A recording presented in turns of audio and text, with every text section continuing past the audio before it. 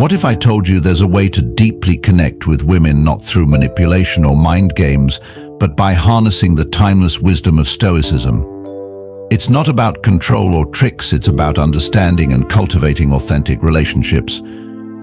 In this video, I'll share a moment from my own life, a time when doubt and hesitation nearly held me back, and reveal a simple Stoic technique that can help you understand the psychology of connection, one that feels almost like hacking the mind, but without losing your integrity. Watch until the end to uncover this life-changing approach. I remember a particular evening vividly. I was at a small, dimly lit bar, sharing laughter and easy conversation with a friend. The warm hum of chatter surrounded us, and the soft clinking of glasses punctuated the background. Then my attention was drawn to a woman across the room. It was as if the world quieted for a moment. Her presence felt magnetic, almost ethereal, as though I had caught a glimpse of something extraordinary. My pulse quickened, and my thoughts began to race. I resolved to approach her, but as is often the case, resolve quickly gave way to hesitation. A flood of doubts clouded my mind. What if she's with someone? What if she doesn't want to be approached? What should I even say? These swirling uncertainties gnawed at my confidence.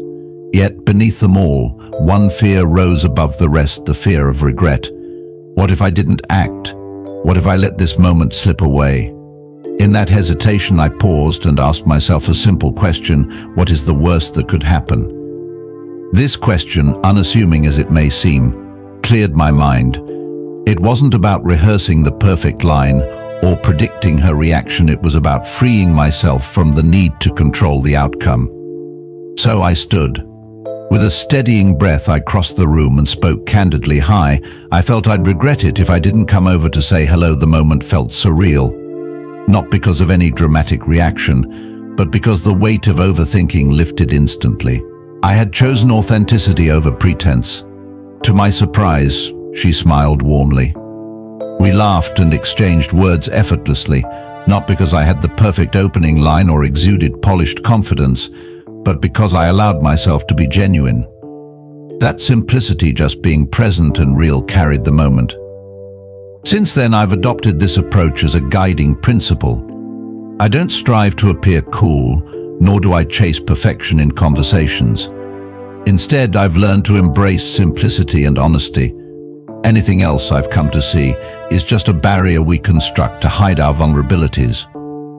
This reminds me of a fascinating study I once read about the nature of laughter. It explored how laughter evolves and what it reveals about us. Historically, strong and confident leaders laughed freely and without restraint. In contrast, those less secure are often held back, fearing they might attract unwanted attention. Even today, societal norms often discourage uninhibited laughter, labeling it impolite or excessive. But laughter, much like our gestures or accents, is something we can shape. If we consciously choose, we can cultivate a bold, uninhibited laugh, a laugh that reflects inner confidence and ease. I decided to experiment with this. I began laughing freely, practicing a fuller expression of joy in my daily life. My friends noticed. Some even questioned the change, wondering if it was forced. But what I found was profound. As my laughter became freer, my social interactions transformed. Laughter connected me to others in a way words often couldn't. It signaled warmth, confidence, and presence. On the other hand, suppressing laughter, whether out of fear or self-consciousness, creates distance. Excessive seriousness, I've noticed, can alienate others, making us seem unapproachable. The Stoics remind us to engage with life as it is, embracing even its lighter, more spontaneous moments. This openness fosters deeper connections, not just with women, but with everyone. When it comes to interactions, especially those tinged with attraction, overthinking is the most common trap. We aim to impress, to say the right thing, but often this only leads to inauthenticity. The truth is, attraction doesn't stem from carefully chosen words or rehearsed lines. It flows from the quiet confidence beneath them. It's conveyed through the tone of your voice, the steadiness of your gaze, and the ease of your posture.